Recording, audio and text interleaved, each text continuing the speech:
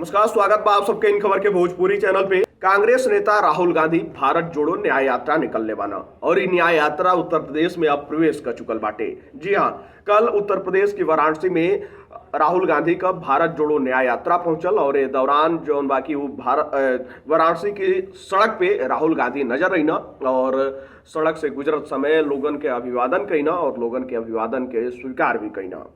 वहीं आप सबके बता दें कि यही दौरान बीजेपी कार्यकर्ताओं द्वारा उनका जम के विरोध कइल गई, जम का नारेबाजी कइल गई और उनकी यात्रा के दौरान भगवा ध्वज दिखावल गई और जय श्री राम का नारा भी लगावल गई।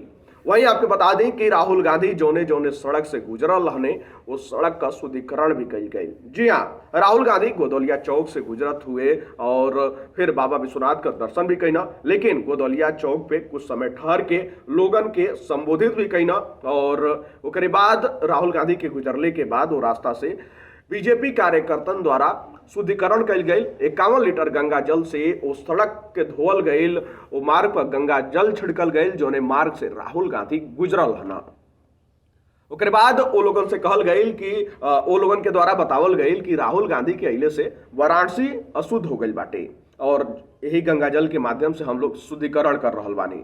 वो लोगन के द्वारा कहल गई कि आखिर राहुल गांधी अभी तक बाबा विश्वनाथ का दर्शन करे खातिर काहे ना आइल हना। प्रधानमंत्री नरेंद्र मोदी जब आवे ना तो दर्शन करत रहे ना, यही कारण से उन लोगन के द्वारा गंगा जल से शुद्धिकरण कल गई। एक बाद से कई गो सवाल उठे लगल कि का राहुल गांधी के अइले से अशुद्ध हो गई वाराणसी। जी हाँ, खैर एक बीजेपी कार्यकर्ता लोगन का राय रहे। आपका का राय बाटे, आप सब अपन राय कमेंट बॉक्स में जरूर बताइए।